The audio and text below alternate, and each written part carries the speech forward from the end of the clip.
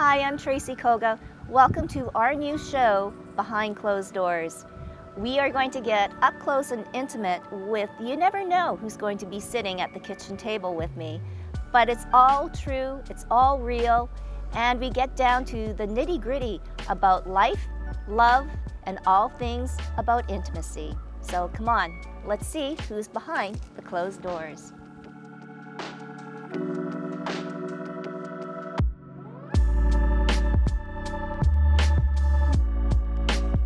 Come on, you guys. We're gonna sit in the kitchen. Awesome. So how is everybody? Doing well. Good. Doing well? Okay, Yeah. all right. Well, before you sit down, what do you guys want to drink? Water, please. Water for me too. Okay. I'm trying to get my water intake in here. Okay, who drinks 8 glasses of water a day? You probably Oh my do. word, Yeah. no, and Oh my God. I preach it all the time, but oh my word. Okay, all right. You'll get my everyday tall. Okay. Yeah. Yeah. I'm too short to reach the Yeti cup, so. But anyways, can I put a little ice in the water? Or Yes, please. Yeah. Yeah. I know. Well, I always say you're supposed to drink half your body weight in ounces daily. And I'm like, oh my word, I do not quite get enough of that. I should have done the ice first, but yeah. How's the boot camp going? Oh, so fun. Outdoors? Yeah. Yeah. Are you doing it, Matt? I have not done it this year, no. I What? have done it in the past. What? Well then. I know. He likes his 5:30 a.m. Yeah. He's not a. Oh my God. Not an I evening, know, yeah. right? Yeah. Well, yeah. He's lucky he can get there, right, at 5:30. Yeah. Yeah. Aw, and you got grad coming up, right? Yes, it's coming up. You've already went through grad, have you not? Well, you know what? With Adam and Garrett, Yeah. like they're guys. So It's my a bit biggest different. worry is, True. did you get a corsage for your date? And so that was it. But, Oh my word. Oh no, I have all the things. We got the dress, the tan, the makeup, Oh my we got God. everything slotted. It's gonna be fun. Pictures. How do you? Oh yeah, pictures. Oh, everything. How do you do it, Matt? Yeah, with all these females in the house. Yeah, good question. I How don't does know. he do it? What do you? I feel like the wife takes care of those details. Yes. Yeah, I know, just yeah, allow yeah. them to be who they are, pretty much. Just Yeah. be, Yeah. just be, yeah. And you just kind of say and Yeah. just nod, yeah, Yeah, yeah. yeah. But yeah, but what is that feeling though? Like when you see your daughter like all dressed up. She's only 18, but she probably looks 25. Well, when she's all dressed. I mean, the first time I had the moment where it was like, okay, we're going dress shopping, and like I don't think I had emotionally processed that she was actually graduated, and she came out of the dressing room, and I was like, all of a sudden you see your child like from a little one, right, like flash through, and I'm like, oh my word. Here you are coming out in this beautiful ball gown. I know. Oh. Yeah. No. Well, and Yeah. hey, I'm just thinking about that for you, Sarah. Yeah. On a personal note, seeing your daughter, who she is today, and flash back to where you were at that age. Yeah. Kind of tough, or I feel like she, thankfully, is in a better spot.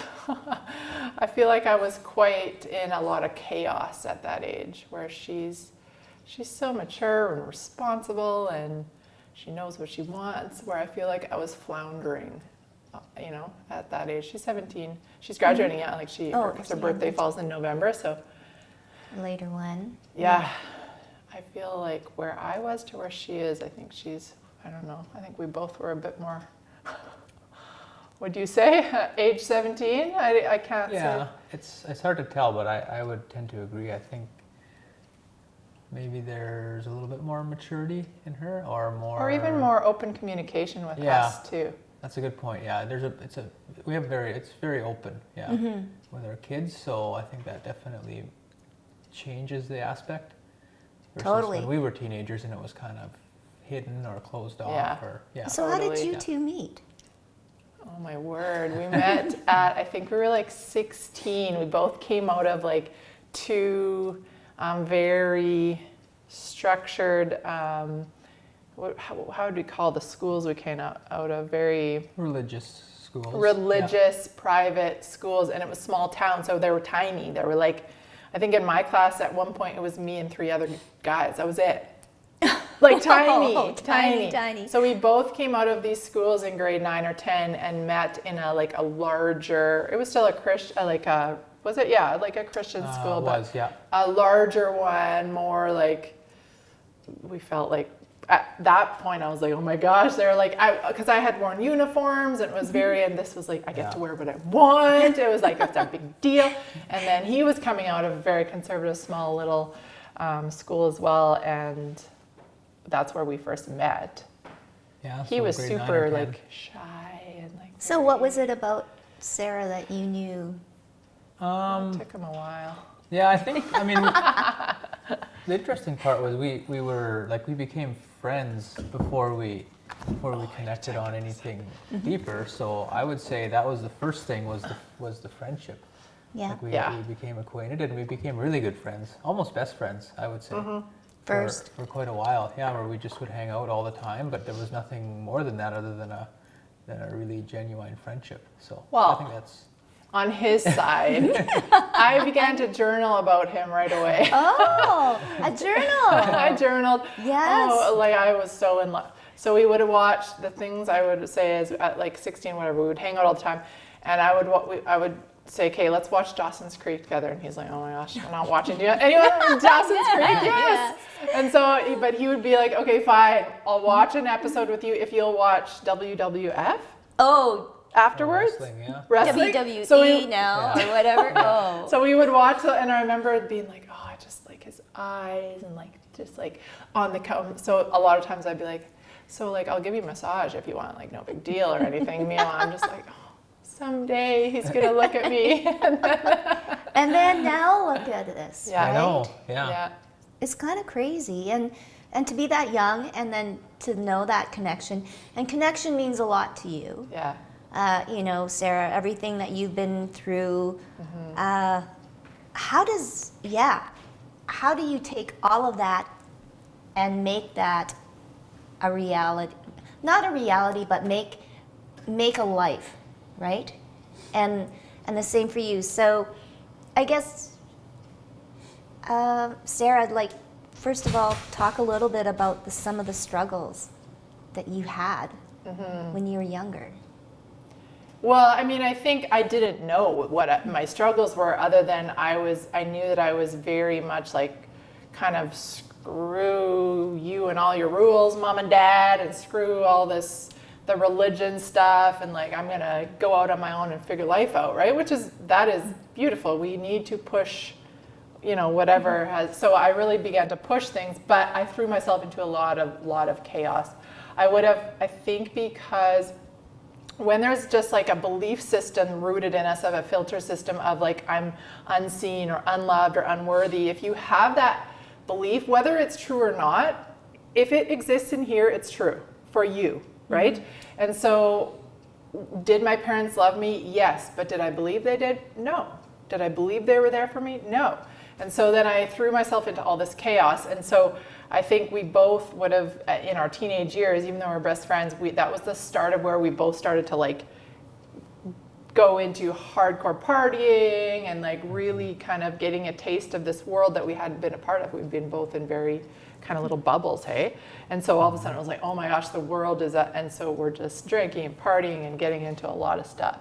So that ended up with me at age 18 being raped. And I think at that point, I always describe it how I believed my value was outside of me. And I had been playing like trying to catch my value. And I believed at age 18 when I was raped, I really believed that my value was like gone forever. Like somebody took it, hucked it in the ocean of pain. And I was like, well, I'm used up, no good, peace out, And we were best friends for 2 years, but then he broke my heart. We were like dated 2 weeks? Yeah, probably. He broke my heart. So did you know that she was raped? No. No, and this would have been before that. We dated before that, but I wouldn't have known that until like after we resumed our relationship again in our 20s, I guess. Yeah. Yeah, we separated. We weren't in each other's lives at that point. So that whole separation point must have been It was a long time we were a separate. long time, and Yeah. you were doing your thing, and you were doing yours. Yeah. For you, Matt, what happened to you in that interim point? Well, for me, it was, I mean, I obviously struggled a lot with my addictions, and they started even before when we had met, but I had gotten into alcohol, and I guess from coming out of, I mean, there's lots of psychological events that can kind of trigger it, but coming out of a more sheltered, conservative lifestyle, I was struggling to fit in and to be confident. And then when I discovered alcohol, it really seemed to be something that helped with that, and I thought it was really of benefit. So I quickly started to use more and more of it. And how addiction works, obviously, you start to chase that kind of initial feeling or high, Yeah. right? It just Yeah. becomes a chase. So I was already involved with that when our lives were first together, when we started to date. And then when our lives, when we grew apart again, as Sarah described, I was really, I just went deeper and deeper into the alcohol, drinking, partying, drugs, all that kind of stuff.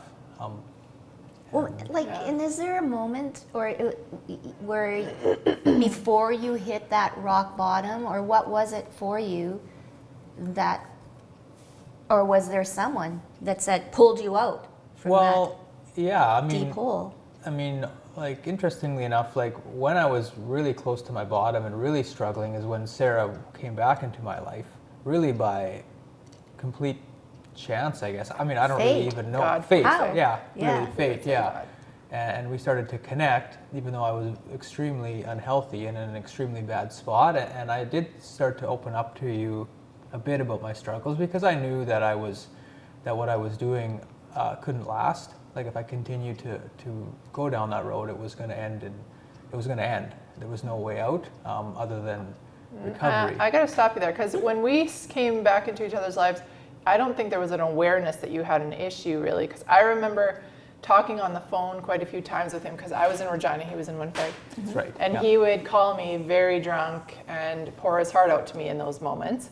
And then I started to look up, what is alcohol addiction? And I would start to Google it. And then I remember pulling up a list and like being like, oh my goodness, I think and then I sent it to you. This might be a blur because you were drunk a lot, but I sent it to you, and we started to have more of that conversation. So I think that started to maybe yeah. you yeah. started to have a bit of, An moments? idea. Yeah. Like maybe this is an issue. I mean, Wow. I definitely wasn't, even if people like Sarah mentioned would say things, because it wasn't, I mean, other people would say things too, like you drink too much, or you need to slow down, or take it Yeah. easy, but I wouldn't Care. relate to that, or I wouldn't care, right? I was Yeah. in a very reckless kind of self-destructive state, so if anything, it might have motivated me to just Do more. go more, right? Yeah. Yeah. Yeah. just to be more self-destructive. So Yeah. then you guys then got together, back together. Yeah. You have your story. You have your story. How the hell? How the hell Right? do you, or is it easier if you're both like at the bottom and you, like, did you play off each other? Did you, Right.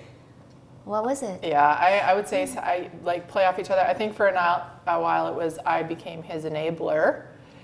Definitely. First I started thinking I'm going to help him, and then I became just his enabler. We were now hanging out all the time, and I was starting to rediscover. I definitely was thinking, I was starting to feel what I did years ago in my journal. Though I had crossed all that off when I was like, I hate you, I'm never gonna, all in my journal. And, but I think we weren't good really at that point. We were both being enabling and all those things. But I would say it all kind of came to a head when all of a sudden I realized I'm pregnant. Yes. And at that point I knew I immediately made a decision. I am in no way going to raise my child in a chaos, in an environment where mom doesn't know what she wants. And so that's why I really was like, you're out of my life. I got to figure my life out. And I was like, I will be a single mom who is going to raise my child with just a deep faith in Creator God, but with the freedom to just like in a way, different way than I had been raised, but in a stable way. I knew I had to get myself in order and healed and all those things. So I said, see you later, and I disappeared out of his life. I said, I'm pregnant, see you later. You're a mess, so am I. We're splitting, like I'm gonna do this on my own. And she did, you did. Yeah. And how did that make you feel? At the time, I wasn't at a place where I could really comprehend. Like I remember her telling me she was pregnant, and it was just very like overwhelming and kind of like surreal, I guess, really, from where I was at. But I do remember her like saying, well, I don't actually remember her saying, but I do remember her like just disappearing. Like kind of one day we were together, the next day she was like gone. And I didn't pursue her. I just kind of proceeded on, and I definitely like really regressed probably in that time, because I do that was shortly before I kind of hit a bottom. And for me, the bottom at that time anyways was really just realizing that I couldn't get, like I remember actually specifically sitting in a bar and thinking, I'm as drunk and high as I can possibly be, and I still feel depressed. I still feel down, right? Like I'm supposed to be having the time of my life, but I can't get messed up enough to have fun anymore. So that really started to trigger something in me to think, okay, maybe there is a problem, right? Like I'm not happy, right? And I'm ready to check out. I have had thoughts of suicide at this point, and then to think, well, if I can't get through this, then I need an out, Right. A way to get out. Yeah. So Yeah. when you come to that low, and I know that both of you have been, it's got to be a constant struggle, right? To not fall down into that low again. Or, I mean, now of course, you're at a different, but it's taken a long process. You know, what does that take out of you? I mean, we talk about the process and all the things and the steps you do, but what does that take out of you, like out of your gut, out of your physical and mental being, to get yourself, I guess, better? And that's what we really, for those of us on the other fence, I'm not saying that, I mean, we've done crap too and shit too, but not necessarily to that low. What is it, you know, that's what I'm curious about, is like what kind of motivation, I guess, and what does it take out of you physically and mentally to get better? That's a good question. What does it take out of you? I think I would switch that to, what do you get to give back to yourself? Yeah, because I guess it's all about self-care, right? Yeah. And you talk about it, loving yourself, and this is like, loving your, but I know. what does that really mean? Right. And yeah. Yeah, and I mean, I guess for now what I speak into is like the greatest form of actually self-love and growth is actually pushing yourself into uncomfortable zones. Yeah. It's not go have a bubble bath. That is not what self-love is. The deepest form of self-love is, how are you honoring yourself with your value, with your self-talk, with how you feed your body, with who you pull into your life, with the boundaries you set, with the willing to work on yourself. That is self-love. That is honoring. And so I like your question, but I would flip it and be like, we were so depleted and allowing everything to be pulled away from us, right? I don't believe I'm worthy of this. I can't get that. So it's like we begin to pull back into, by going to meetings or therapy or leaning into the uncomfortable zones, would you say? It's like, it's not easy to walk into a meeting for the first time. That's an uncomfortable zone, but that's where your growth started to happen, or, right? Yeah. Reaching out for help, saying I need help. Those are all uncomfortable things, but that truly to me is that's actually what self-love is. That is how we start to heal and get better, is like, okay, And this is it isn't working you? anymore. Obviously, you have to be the one to do the physical thing, or is it people that told you that For you what? need for help? Oh. you needed to go it out? I think people obviously told me, like I said, like would tell me, but ultimately, until I was ready, Yeah. it Yeah. wasn't going to happen. I Yeah. had to actually be ready. Like somebody could have physically tied me up, put me Drag you. in a recovery place, and if I wasn't ready, I would have just shut down. Yeah. And it would have had Yeah. zero effect. Yeah. So I definitely have to be ready, and being ready, being motivated to be ready is generally a bottom. But there's other aspects. Like for us, it was obviously Sarah was pregnant. So when I hit a bottom, and I remember hearing very early in my recovery, a story a guy shared about his son that had been so instrumental in his recovery and having that relationship with it. And Sarah was obviously pregnant, and that's something that really impacted me, right? Because I wanted to get sober, and suddenly I had.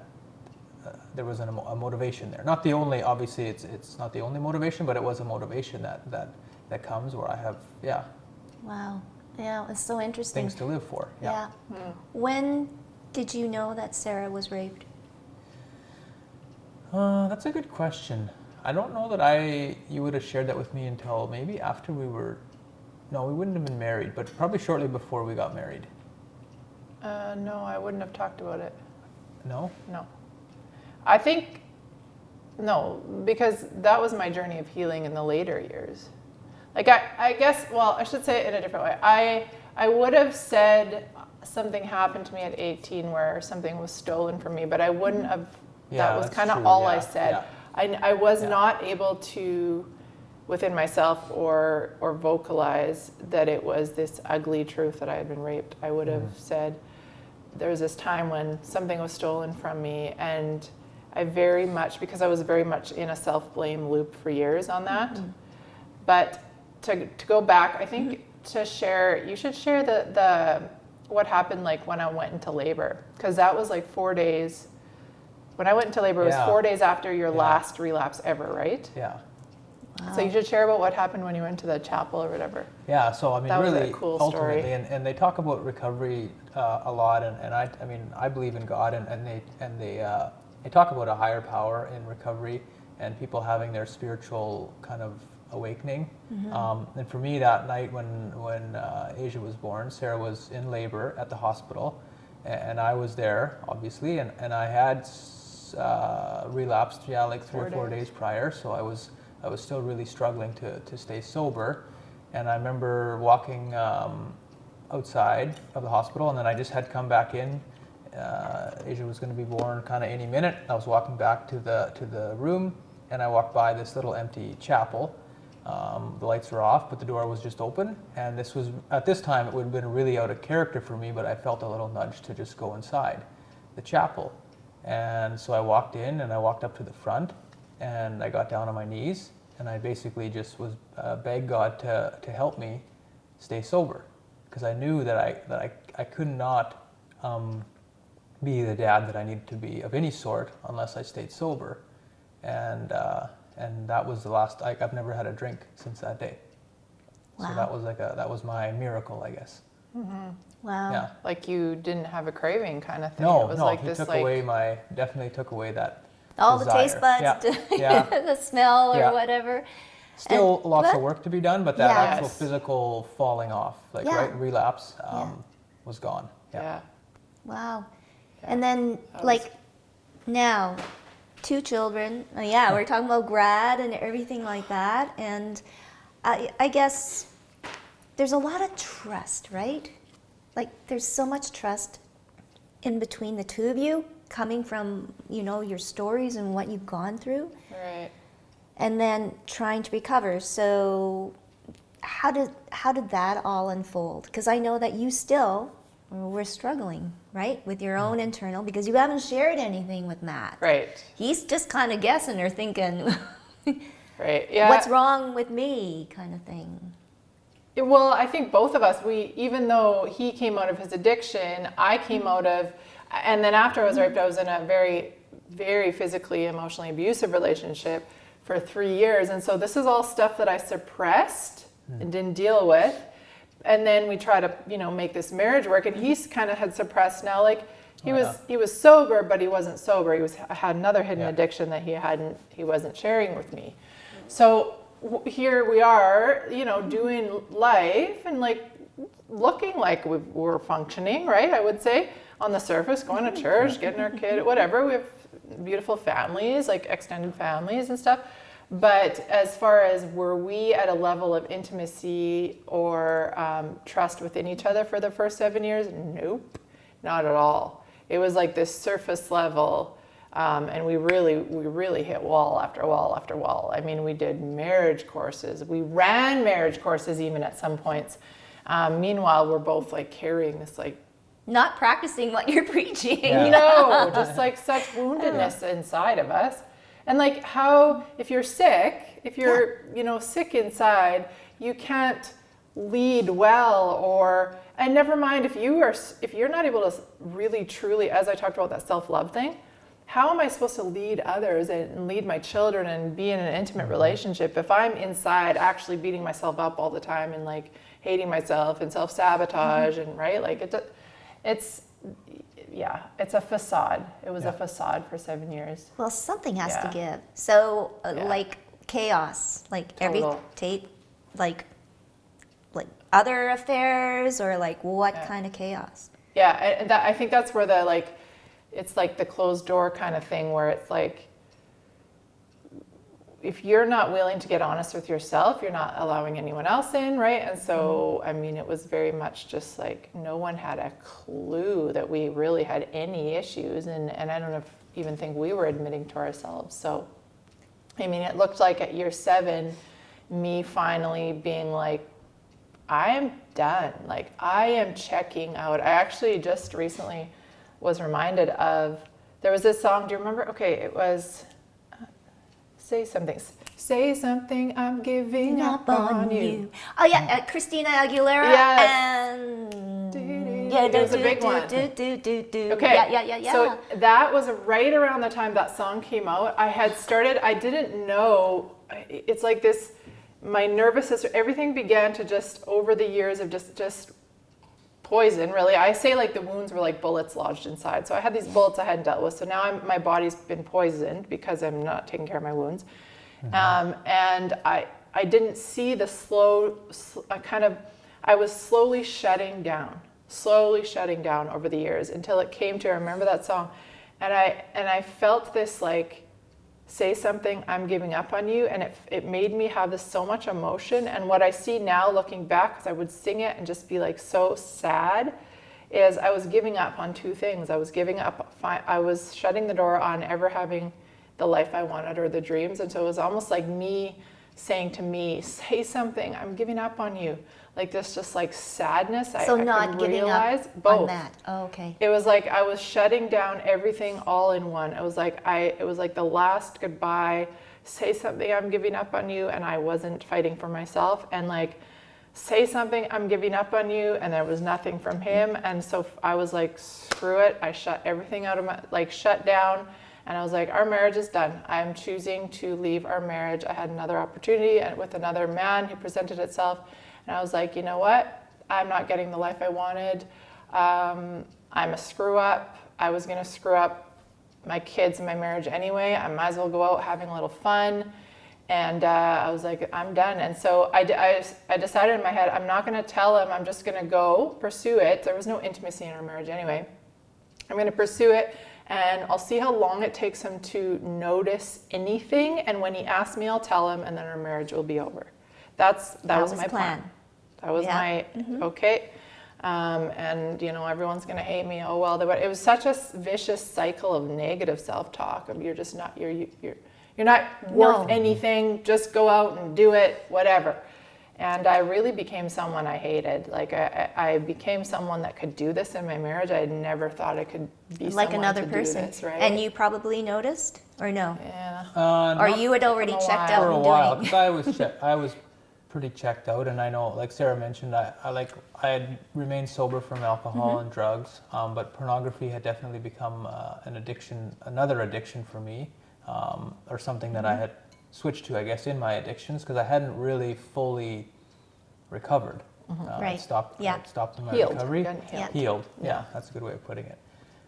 So I would say at that point we were so distant that eventually I noticed, but it probably took a month or 2 months or whatever it would have been before I would have noticed something's not Something's right. wrong. Yeah, Yeah, yeah. something's not right. Yeah. Wow.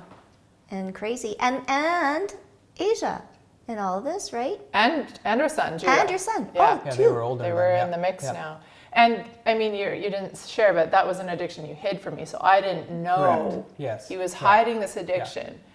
And I mean, it was becoming very, like, he wouldn't be in bed. It would be 3 a.m. I would be like, where is he? Like, he was just so distant and very irritable at me all the time, just like biting at me, angry at me. I mean, now it all Yeah. made sense when it all came out, Yeah. but so it took him a couple months, and finally, I guess, whatever, you thought, what's going on? But like, we were so distant already. Yeah, there's it nothing. was- I mean, especially with something like pornography, there's no, like, you're incapable of really being involved in actual intimacy. So there was no intimacy in our life. So when there's no intimacy and it's a very casual acquaintance almost at that point, it takes a long time for you to figure out something is wrong, right? Right. So, I mean, your friends can kind of be distanced for a long time before you say, hey, what's up? Kind of Yeah. thing. Yeah. No, totally, Yeah. totally. Yeah. And then, okay, so in all of this mess, Welcome Excuse to me. our mess. how do you find what you have now? Oh my word. How long do we have here? I'm gonna get some water. You guys keep talking though. I Oh, mean, my the word. story sounds like, okay, we need to do a movie on this. Oh yeah, we could do a movie on this.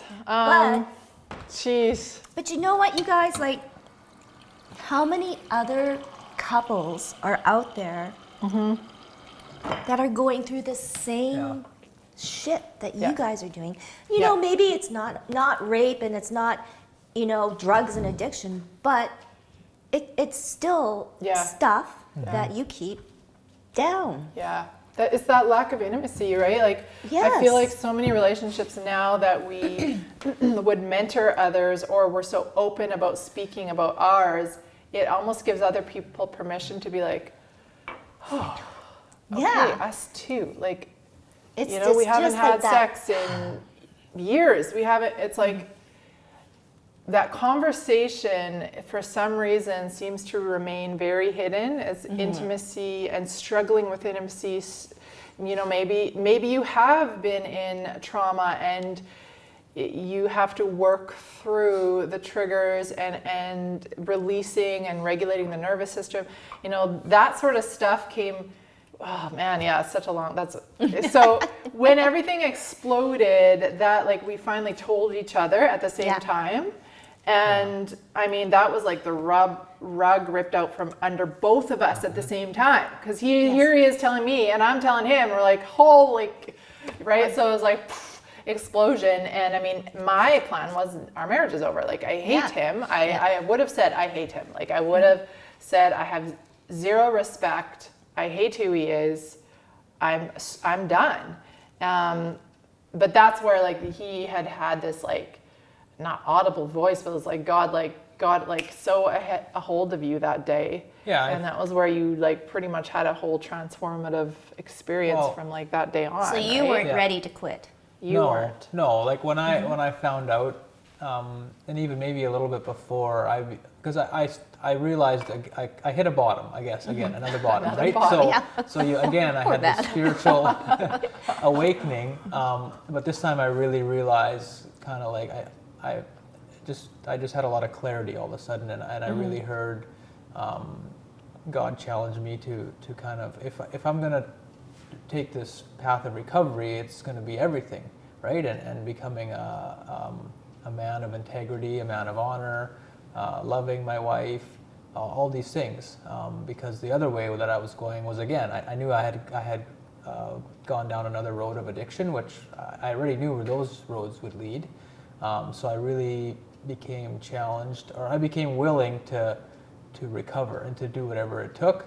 And at that point, I realized that meant a total transformation. I would have to kind of change everything. So it meant pursuing my marriage that was seemingly, at that point, I guess it wasn't even, to me, it was irrelevant if it was over or not. It was like, if in order for me to change, I have to do the right thing. Right. And if our marriage is over, it was almost like the ultimate goal wasn't necessarily, this is going to sound a bit weird, but it wasn't ultimately to save the marriage, but I knew that if I was going to get healthy and change, that was part of the process of being someone that would, being a man of honor and pursuing my wife and loving my kids and even if it was unconditional love, right? I would bring that. Correct. Yeah, unconditional love, I guess, is what you would call it. Yeah. Learning what that is. Yeah. Because I think that's what you shared was like, you felt challenged all of a sudden to learn what does actually unconditional love look like. And I remember him saying, like, I am never going to hold you account, like I'm not going to, I take responsibility as a man from this day forward as far as I should have been there for you in a supportive, protective way as your husband, and I wasn't. I left you, I left the kids. And so I'm going to, just from this day forward, do the right thing, even though you have made a decision to leave me, I still am going to do the right thing from now on. And so that right thing for him for the next months was pursuing me and being very just like, he started to do everything, like as far as accountability, meetings, mentorship. I mean, day in, day out, you were on the phone to a mentor, out to meetings, reading on unconditional love and all these things. He literally, and then he would get up and take the kids to church. I would be like, okay, whatever, like how long's this facade? Like, nice try getting me back. But he's like, no, I'm not doing it to get you back. I'm doing it because it's the right thing to do. Like, so he'd leave me notes around the house. I remember a big one was he'd take a dry erase marker, and every morning my coffee cup was by the coffee machine, and he would have written a little note on my mug, like, just want you to know you look, your eyes, I love your eyes, or you're an incredible mom, just like little erase messages on my coffee cup. So he would start doing all these things. It was like not who he would have ever been. Sometimes I remember even one on the steering wheel. I went out, there was a little note on the steering wheel. He would bring roses home. He was just very much, and I'm like, I am so, remember I said that song? I had given up. I was so shut down and hard and bitter and angry.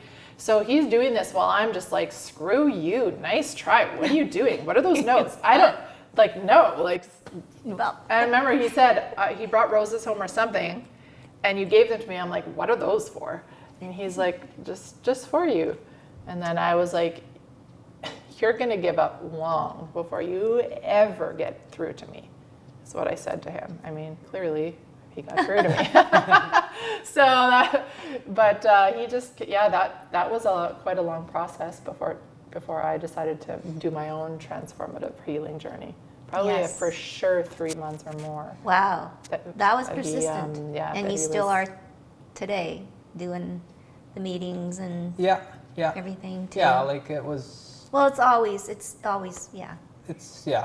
work. It's work, and it's, I think at the beginning you mentioned about how much it takes out of you. And, And I mean, it does take a lot out of you to go all in on recovery and all in on transformation, but it's really about like for me, the biggest thing was about just connecting with other people that I could relate to. Like recovery groups, men's groups, and then just learning to live in connection and intimacy with those people, right? And to say, hey, this is how my day is going, or whatever. Being open and honest and being completely transparent and vulnerable, and them listening and them sharing, and all of a sudden it's like, okay, I guess I'm not actually alone, right? I'm not the only person in the world that's struggling like this, or at the end of my line. There's other people too, right? And they're all here to help me, and in time and recovery, I can help them too. Yeah, what's that saying you say? In order to you have to, the saying in recovery goes, in order for me to keep this gift of sobriety, I actually have to give it away. Okay. So in service to others. Yeah. Cool. Yeah. And I mean, even the intimacy, learning intimacy, it's like he first learned intimacy within our relationship, right? He began to learn intimacy with, and you said like the first time your sponsor gave you a hug, like I remember you shared how that was such a big moment, because like just intimacy as far as men hugging it, like that was like so foreign. It's, physical or just letting your emotions go. Yeah. And I think too, I mean, we need to talk too about what kind of people you let into your lives. Yeah. one when you're that low, Yeah. like Yeah. all the different people that you know that, but then also the people that you want in your lives now Right. may Yeah. not have been the same people, right, that you thought when you were 17 or 18. Yeah. And that's another totally interesting conversation because Yeah. I mean, to learn your story and to hear and then to see you two, it's pretty bleeping amazing. It is. I remember actually a very powerful moment because, okay, so then it took me a while to catch up, and finally, you know, my moment was like I call it like the great release, and I mean, yeah, we're skipping over a lot, but like he really did pursue me. Actually, I don't think I can skip over this moment because it's very powerful of what unconditional love looks like. Because he was just doing it because he felt he was supposed to, and I was so hard and shut down. I describe it now like I felt like it was, you know, when your kid has a temper tantrum and it's because they're hurt. It's because it's not, that's just, there's a deep root issue. Something's going on. They're lashing out all of a sudden unexpectedly. There's a deep root issue. And so I didn't even realize what all my deep rooted issues were. I just knew I was angry and I hated the world. Well, underneath is this hurt 18-year-old, 5-year-old who believed she was unseen, 8-year-old who had been raped, all this woundedness, yet I'm coming out like, screw everybody, right? So, and he had been pursuing me, and one night I remember I said, you know what, because in my head I'm like, this is too good to be true, he's just gonna leave me, like I'm gonna call it right now, like I don't want to get my hopes up and then one day he's actually gonna say, oops, haha, joke's on you, I'm not actually changing at all, and go back to who he was before. And so I remember just being like, I know what I'm gonna do. And so I said, you know what I'm doing tonight, Matt? I'm gonna go out with that other guy tonight. And you know what I'm gonna do? I'm gonna go upstairs, I'm gonna make myself look so dang good, and I'm gonna come downstairs and you're gonna watch me looking so good going out the door, and you know who I'm going out with. And he just quietly, you know, okay. And so I went up, got all done up, came down with my heels, looking fine. And I remember looking at him and being so like, just like, this is gonna push him out, like he's gonna be out the door. And I remember just being like, see you later. And just like, if daggers, right, my eyes just like, and walked out, got in the car, you know, headed off. And all of a sudden I got this like ding on my phone. And I knew it was a text from him. And so when I had a chance, I pulled it up, and the text said, Dear Sarah, it was like a text, but it was kind of like a letter. Dear Sarah, I just want you to know how absolutely beautiful you look tonight. And I'm always on your side. Love, Matt. Okay, I need some more water. All right. Holy girl. Right? Too good.